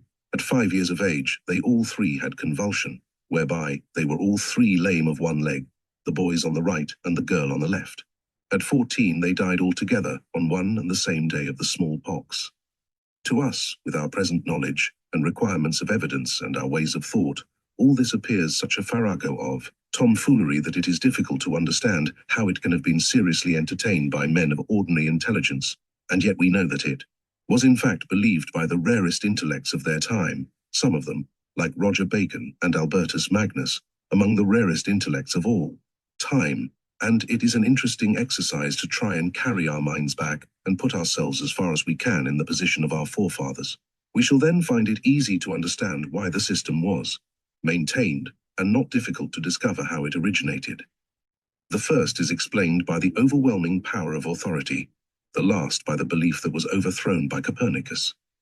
In the first place, we must imagine ourselves living on an earth that is the center of the universe, and that to the earth, and especially to its human inhabitants, the rest of the universe is subservient. The universe was created to serve a certain purpose, the diapason closing full in man. That anything could exist for any other purpose than the service of mankind was not conceived, was probably not conceivable by our forefathers. At a time almost within the memory of some now living, one of our leading philosophers declared that in the world there is nothing great but man. If he had expressed all that was in his mind, no doubt he would have said in the world there is nothing great but Scotchmen, but taking the declaration as he made it summarizes effectively the attitude of our ancestors towards the cosmos. It was made for their benefit. To them there was no greater paradox than that. Full many a gem of purest ray serene the dark, unfathomed caves of ocean bear. Full many a flower is born to blush unseen, and waste mark the word its sweetness on the desert air. This being so, of what use are the heavenly bodies? The overpowering and incalculable value to man of the sun is evident enough. By its daily transit through the sky it makes the difference between the day, the time of man's activity, and night, the time of his repose. By its annual transit through the signs of the zodiac, it makes the differences among the seasons, and so regulates his food supply, whether animal or vegetable, his comfort, and his welfare in 1,000 particulars. Here we have the root of the whole matter, but to understand it fully we must remember that the sun was but one of 7 planets, all resembling him in so many important respects, that it was impossible not to attribute to them powers corresponding with his, if different from his. So that, if the sun had power over the affairs of men, so had the other planets. If his power varied according to the sign he occupied, so did theirs. If his power altered with his height above the horizon, so did theirs. In a world in which natural law was unknown, and everything seemed to happen by chance, the mind clutched at anything that offered an explanation of the ways in which things happen. Here was an explanation ready to hand, and needing only study and interpretation. The moon is evidently complementary to the sun. Her power is greatest when she is in opposition, and at this time, she antagonizes the sun by producing a colorable imitation of daylight at night. and thus interfering with his power of regulating light and darkness. This is naturally taken as an instance of a general law, that opposition means antagonism, a meaning that is now become fixed and general, and, since opposition is but one of several differences of position, it follows that every such difference, trine, quartile, and sextile, means some difference of influence. Again, the moon, as far as her power extends, antagonizes the sun and works against him. But the sun is manifestly and immensely beneficial to the human race, and is a benevolent power. Consequently, the moon is malevolent and injurious. Both sun and moon are but samples and members of the family of planets, and whatever characters they possess must be shared by the rest of the family. The other planets, therefore, must be benevolent or malevolent in their degree, and must exercise their powers, as the sun and moon do, according to their position above the horizon, that is in the houses of heaven, or in the signs of the zodiac. As the sun undoubtedly by its position and movements produces the seasons, and as the moon has faculties and qualities of like kind, though inferior in power, it follows that she too regulates some natural phenomena of minor importance to the seasons. Such minor natural phenomena are displayed by the weather, and the belief that the moon regulates the weather is the one astrological doctrine that still displays vitality. The other planets are irregular in their movements, being now rapid, now slow, now direct, now retrograde clearly. Therefore, their influence will be exerted upon those great natural events that are irregular and occasional in their incidence, and thus, it is that Saturn produces intense frost, inundations and tempests, that Mars regulates thunder and lightning and the invasion of pirates. That Venus brings beneficial floods, rains and mists, that under Mercury occur droughts and squalls and so forth. All these catastrophes have their effects on the welfare and fortunes of men, and consonantly with the belief already stated, were conclusively presumed to take place for no other purpose than to affect, in one direction or other, the lives and fortunes of men. It would be strange if, after being credited with these powers for this purpose, the planets were not further endowed with the power of causing those catastrophes, equally inexplicable otherwise, and still more affecting human welfare, plague, pestilence, and all other diseases. In order to produce diseases, the planets must influence the humours, by whose defect or excess diseases were produced. And since entia non sunt multiplicanda praeta necessitatem, the planets could not influence these humours, except by themselves possessing and distributing the same elementary qualities, heat, cold, drought, and moisture, that characterize the humours. This doctrine was the easier to establish, since it was already known that these four qualities pervade all things in nature. The very elements themselves, out of which all things are compounded, are but embodiments of the four elementary qualities in their four possible combinations. Fire is hot and dry, air is hot and moist, earth is cold and dry, water is cold and moist. When it is remembered that the four humours are similarly compounded, yellow bile being hot and dry, blood hot and moist, black bile, cold and dry, and phlegm cold and moist, it becomes evident, even if it were not already certain from the universal prevalence of these qualities, that corresponding pairs must be possessed by the several planets to give them those powers over disease that they undoubtedly exercise. This useful method of the circulus in probando is not the only device that our forefathers have bequeathed to us, and that still serves our purposes with all its original efficacy. When we have got thus far, the remaining doctrines of medical astrology follow naturally by the development and elaboration of those we already possess, aided by further analogies, more or less far-fetched, and by chance coincidences, such as that already mentioned which led Guy de Chauliac to attribute the Great Plague of 1345 to the conjunction of Saturn, Jupiter, and Mars in Aquarius in March of that year.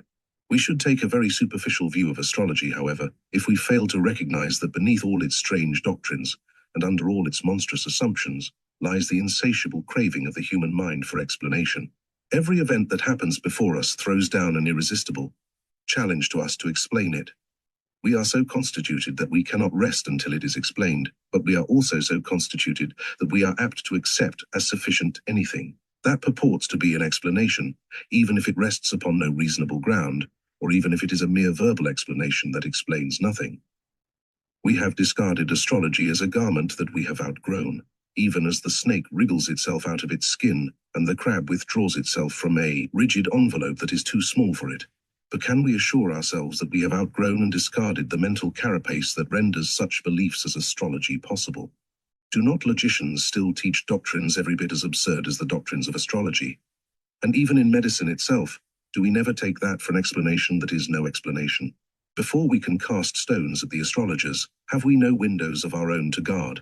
Let those answer who explain aphasia by calling it a loss of memory for words, who explain ataxy by calling it loss of the power of coordinating movements, who explain a delusion by discovering a lesion in the brain, who explain feeble-mindedness by hereditary influence, who explain hysteria entertained in middle age by some sexual irregularity committed in youth, or who explain an hypothetical increase of appendicitis by an hypothetical increase in the consumption of meat. Surely we have every right to despise those who attributed all acute diseases to the influence of the moon, and all chronic diseases to the influence of the sun, for we know with assured knowledge that acute diseases are in fact produced by intestinal stasis, and that chronic diseases are due to that blessed combination of words, alimentary toxemia. Astrology in Medicine. To the editor of The Lancet, Sir, I trust that with your well-known love of fair play you will kindly permit me to make a few remarks on this subject and to ask Dr. Mercier a few questions of public interest. With all respect for the learned doctor, and with due acknowledgement of his candid admission that astrology was believed in and seriously studied by the rarest intellects of their time, some of them, like Roger Bacon and Albertus Magnus, the rarest intellects of all time, I wish to ask, does Dr. Mercier think that such rarest intellects were incapable of distinguishing truth from error, and could have accepted the superstitions associated in their day with astrology? Surely not. They accepted astrologia sana as Bacon, Lord Verilara, accepted it, as a part of physics and discarded superstition.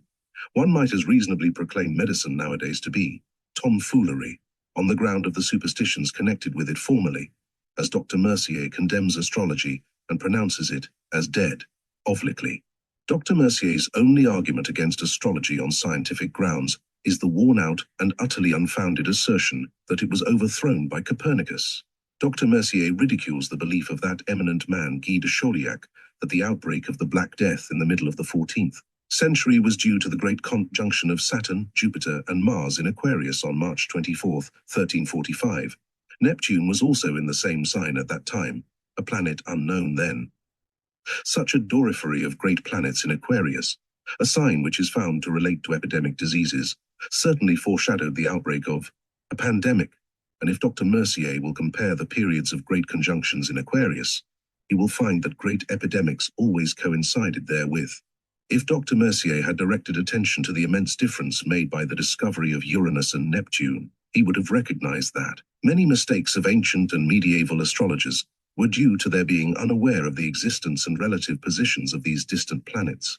I hope Dr. Mercier will forgive me for directing attention to the above points.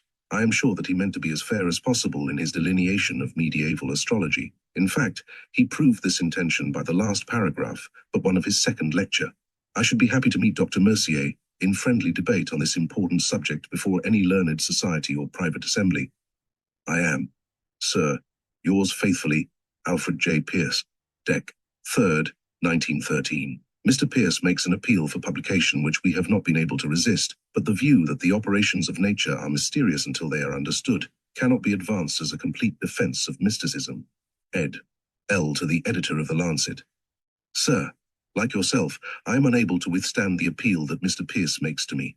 He asks me whether I think that Roger Bacon and Albertus Magnus were incapable of distinguishing truth from error.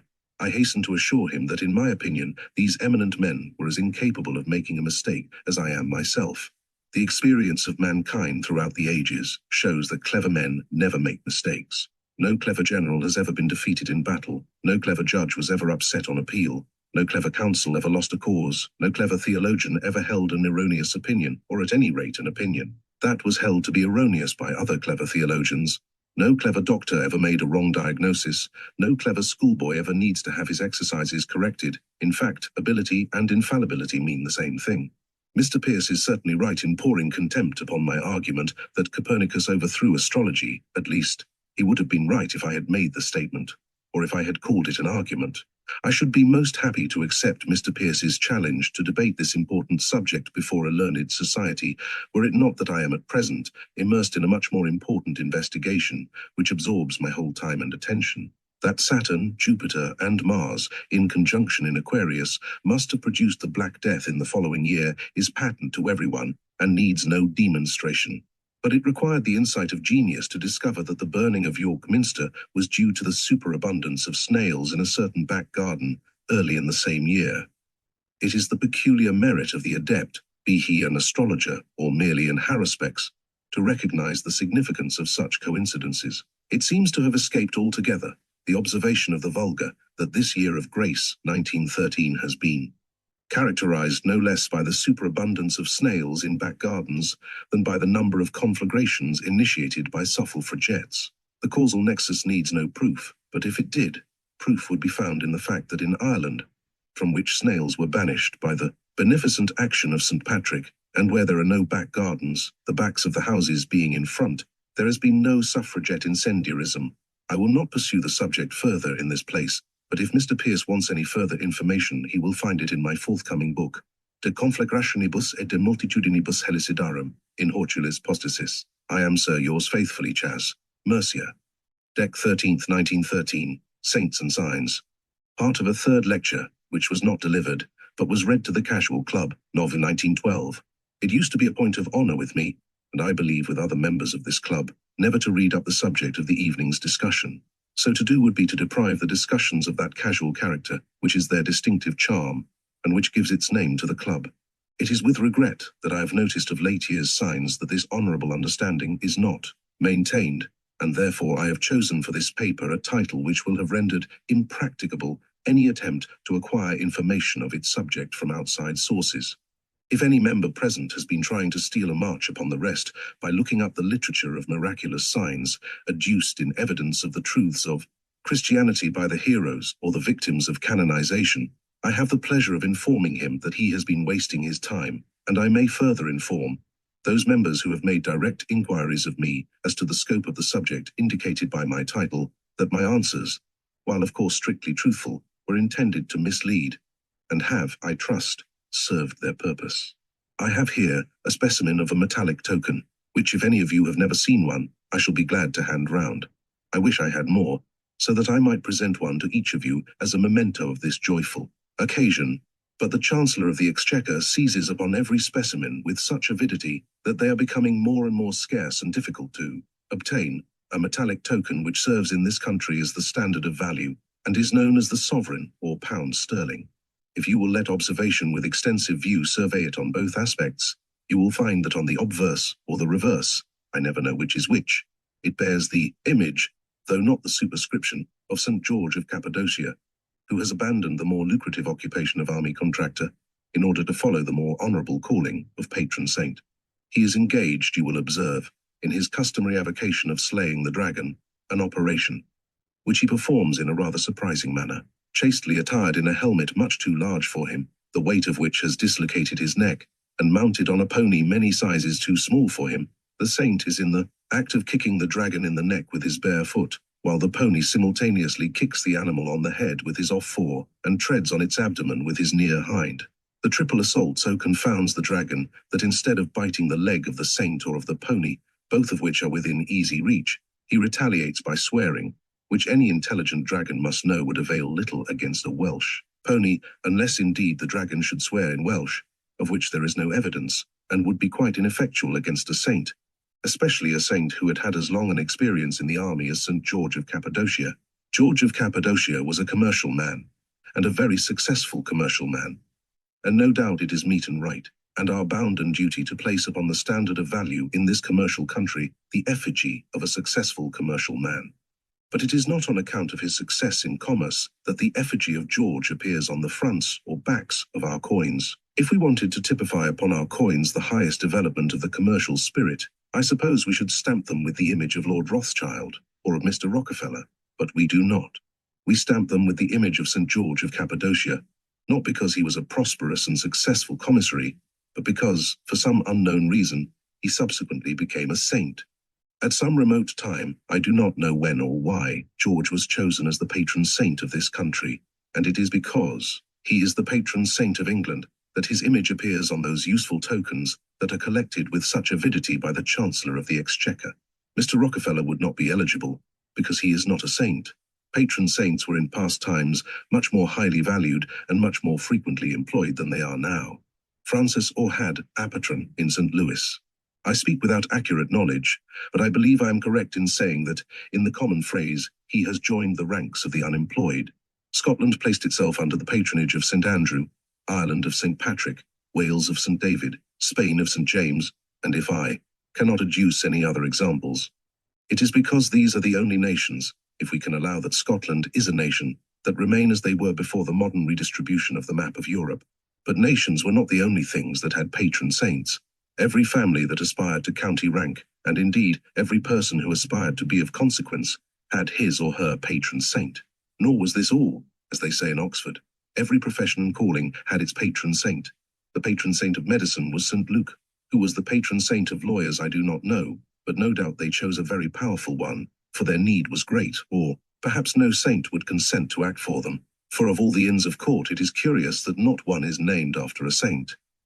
As to other callings, the sailormen had a patron saint in St. Botolph, ferrymen in St. Christopher, fishermen in St. Peter, shoemakers in St. Crispin, butchers in St. Bartholomew, huntsmen in St. Hubert, and so on. I need not remind you that to this day every church has its patron saint, but you may not know that every part of the human body and every ailment of the human body had its patron saint. The head was under the patronage of St. Ottila, the neck acknowledged St. Blasius, the body St. Lawrence, the legs and feet St. Raucus and St. John, and thereby hangs a curious tale, as we shall see presently. Except for countries and churches, patron saints are not now much utilized, but it is evident from their universal employment in former times that they were once of great importance. At the present day, a patron is a merely ornamental personage. He gives his name, and he is usually expected to give a subscription. But beyond this, his only function is to confer respectability. In former times, however, his functions were much more active. Patron, I may remind you, is correlative with client, as father with child, or master with servant. A child necessarily implies a father, and without a father can no child be. A master implies a servant, and where there is a servant, there must be a master. And similarly, patron and client are correlative. There can be no patron without a client, and no client without a patron. For this reason, I object to and resent the custom that has recently arisen of tradesmen calling their customers clients, especially as in the same breath they ask their customers for patronage. A master might as well ask his servant for orders, or a father expect a tip from his child, as a patron ask his client for patronage. The relation of patron and client was the relation of protector and protected. I don't know whether those who placed themselves under the patronage of a saint called themselves his clients, but undoubtedly they invoked and expected his protection, and it was for the sake of protection that they provided themselves with patron saints. We must remember that in the days when men provided themselves with patron saints, no one could afford to be without protection. We have only to pay attention to the litany to realize how urgent was the need. The litany is one long prayer for protection. We pray to be protected from evil and mischief, from the crafts and assaults of the devil, from the wrath of God, from lightning and tempest, from plague, pestilence and famine, from battle and murder, and from sudden death. We pray for protection for all that travel by land or by water, for all prisoners and captives, for all sick persons against their doctors, I suppose, and for all sorts and conditions of men. In those days, the modern conception of the reign of law, in the sense of the inexorableness of natural causation, had not yet been attained. Tilings happened in those days, not in obedience to natural laws, but according to caprice, and to whether the devil got a chance when God was not attending, or when the saints, his ministers, were preoccupied with other affairs. The Almighty was too august to be approached directly. Indeed, it seems to have been assumed that he occupied the position of a constitutional sovereign and acted only on the advice or the intercession of his ministers, the saints, so that it was of the first importance to have the protection and favor of a powerful and influential saint. When clans or nations joined battle, their war cry was the name of their patron saint, who was expected to fight on the side of his votaries or clients, to see that they had all the luck and came out top dog. Not infrequently, the saint came down on purpose, and in bodily presence led them to the attack. Many such instances are on record, and it is worth notice that, whoever the saint that thus interpreted his obligations, he was always mounted on a white horse. Although wars were very frequent in medieval times, it would be a mistake to suppose, as historians before the present generation seem to suppose, that the whole time of the whole male population of the world was occupied in fighting. and in nothing else. No doubt, in times when there were no newspapers, no novels, no theatres, no cricket, no football, no suffragists, no divorce court, no kinematographs, and no parliamentary debates, people must have suffered terrible boredom, and would have been driven now and then to do a little wholesome fighting from sheer vacancy of mind. And no doubt, when there were no motor buses, no taxicabs, and no municipal tramcars, the normal increase of population must have required some other check to keep it within the bounds of the means of subsistence, and so people plunged into war to save themselves from famine. But still, the laity did not live wholly on acorns and beech mast, nor the clergy on Greek roots, and therefore, some industrial occupations must have been followed, and we know as a matter of fact that some were followed.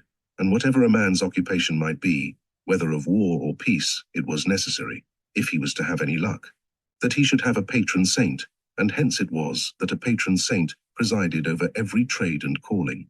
Not even thieving could prosper except under the patronage of St. Nicholas.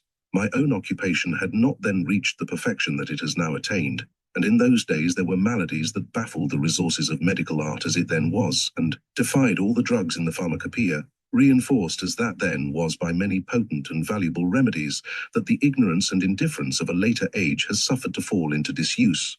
Pounded earthworms, ants' eggs, ass's dung, the urine of a bull, or, strange alternative, of a virgin, viper's fat, the water that had been used for washing, a corpse, all these, incredible as it appears, sometimes failed to cure, and then there was no resource left but to go to the celestial Harley Street and consult a specialist saint.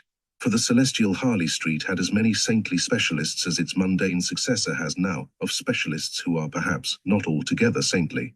St. Apollonius was the leading authority on toothache. St. Avertin appropriated my own specialty of lunacy. St. Benedict practiced in stone and other diseases of the bladder. St. Hubert specialized in hydrophobia, St. John in epilepsy, St. Vitus in chorea, St. Maur in gout, and St. Anthony in erysipelas. Of course, it was not to be expected that everyone should know the right saint to go to in any particular malady, any more than the man in the street knows at the present time precisely the best specialist who is not a saint, to consult for the malady with which he may happen to be afflicted. It would have been as absurd to go for one's gout to St. Apollonius, the president, if one may so put it, of the Celestial College of Dentists, as for the toothache to St. Maur, whose specialty was gout. In cases of difficulty, it was necessary to consult a priest, as one now consults a general practitioner. Of course, in those days as in these, the fee had to be considered. Guineas had not then been coined, and payment was usually made in candles, burnt at the shrine of the saint, a mode of remuneration that, for my own part, I am glad to say has been abandoned. This method of payment was rather after that of the sister profession than of modern medicine. The saint had a number of candles marked on his brief, as it were, and unless the retainer was satisfactory, he refused to look at the papers. No doubt there were needy saints, not too scrupulous, who would undertake any case for a candle or two, whether they were qualified to treat it, or not, just as now there are sixpenny doctors and surgeons who will undertake a case of mental disease. But it is to be hoped that the leaders of the profession had more conscience, and that a saint who specialized on blindness, for instance, would no more undertake a dislocation or a fracture than a chancery leader would undertake the defense of a prisoner at the Old Bailey, or a reputable surgeon would treat a patient suffering from mental disorder. So far, then, our medieval ancestors were thoroughly well provided with patrons. There was scarcely any occasion in life that had not a saint who had specialized in its requirements and was ready to supply them for a consideration, for a sufficient number of candles. But it is evident that such a complete equipment of saints could not have been suddenly, nor even rapidly constituted.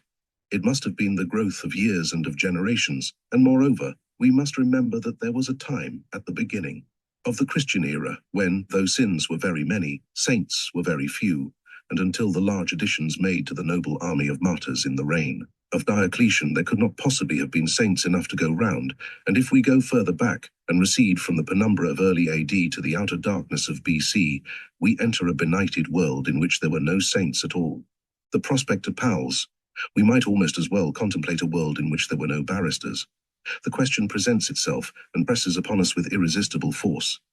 What did our unhappy ancestors do in a world in which there were no saints? It is clear that patrons or protectors of some kind they must have had, for in pre-Christian, no more than in medieval times, was there any conviction or knowledge of the operation of natural laws.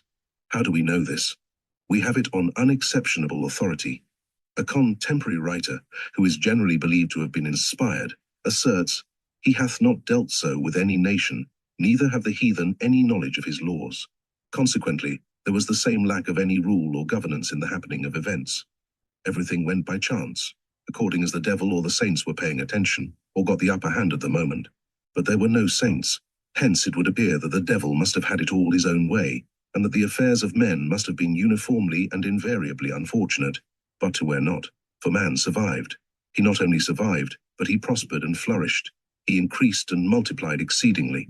Men organized themselves into great nations, built great cities, and were subject to mighty kings. Egypt, Nineveh, Babylon, Assyria, Persia, the Empire of India, and the greater Empire of China all attest that, long before, there were saints to interest themselves in him. Man succeeded somehow or other in antagonizing the devil and getting the better of him. It is of the utmost interest and importance to discover how he did this, and what were the means that he employed.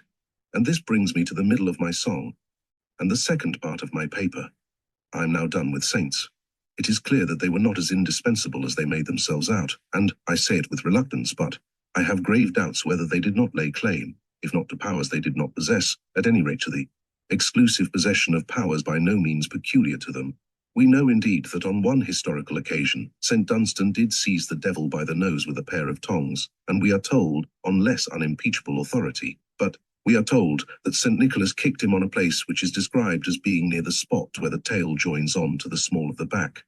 But with these exceptions, though he was constantly outwitted, and indeed he appears to be a kind of simple Simon, easily gulled by the most transparent device, and no more astute than the victims of the confidence trick. With these exceptions, I say, there are few, if any, records of personal encounters with the devil, till we come down to Martin Luther.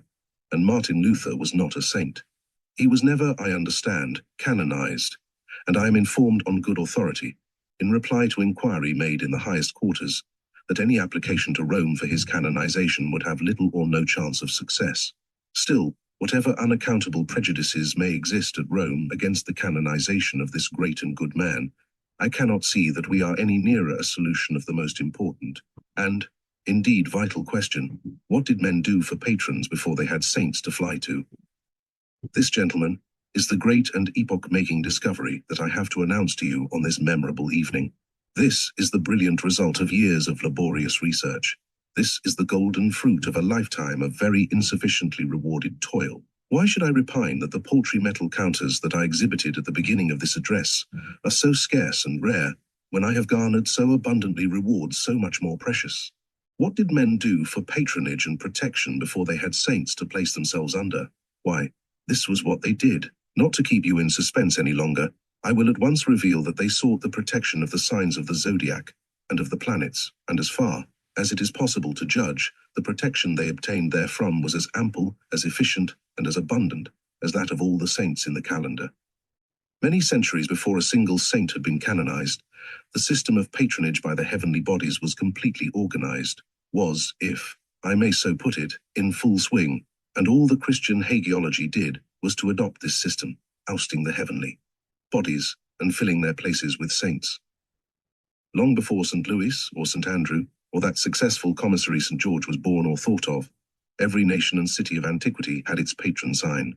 Every calling had its own patron sign or planet, every part of the body its patron sign or planet, and every illness had a double process of cure, being remediable not only by certain drugs, but according to the position and movement of the planets among the signs when the drugs were collected and when they were administered. The series of saints and the series of signs present a complete parallel, and it is evident that in this, as in other things, Christianity took advantage of a pre-existing organization and adapted it to its own uses. It took the institution of patronage by celestial personages, as it took the institution of periodical festivals, emptied them of their previous contents, and filled them with Christian matter, leaving the pagan form unaltered. Thus, it took the great annual winter festival and altered it arbitrarily to Christmas Day, pretending that it is the anniversary of the birth of Christ, for which there is not one tittle of evidence, but it could not or did not alter the minor weekly festival, which still has its name from the greatest of the planets. In these cases, the supersession was either complete or none at all. But in other matters, and especially in the matter of patronage and protection, the struggle was very prolonged, and for ages the two systems of patronage existed side by side. and alongside the priests, who were experts in advising as to the appropriate saint to invoke, were the astrologers, experts in advising the proper conjunction or disposition of the heavenly bodies to wait for before beginning any undertaking or altering any course of action, and also for the purpose of determining whether a course of action was or was not judicious and calculated to be successful. Between the two sets of practitioners, there was a natural jealousy. The Church forbade recourse being had to the aid of astrology and threatened excommunication to anyone who consulted the rival expert, just as at present the orthodox physician boycotts the homeopath. On the other hand, the astrologer, who was often an infidel, often a Jew or an Arab, despised and ridiculed the pretensions of the saints. Whatever faith, or want of faith, either sect had in its own ministrations, neither was without an uneasy feeling that the other might, after all, have something in it. The astrologers were not above invoking the aid of the saints in their own personal difficulties, and the very popes who issued bulls fulminating against astrology and its practitioners, yet kept their own private astrologers, whom they consulted on the sly. In spite of their mutual antagonism, however, the two systems existed side by side for many centuries, and neither can boast of a complete triumph over the other. Astrology is dead, it is true, but in Protestant countries the invocation of saints perished long before its rival, and the influence of the heavenly bodies was consulted by very many who would have scorned to invoke a saint. Very many days in the year had their patron saints, and those who are familiar with old chronicles know that the date of an event was never signalized by the day of the month, but always by the saint's day that it fell upon, or in the few cases in which the day had not been appropriated by some saint or other, the date was signalized as being on the eve of the day following, which was sure to have its patron saint, or the morrow of the previous day. Correspondingly, every day of the week had its patron planet.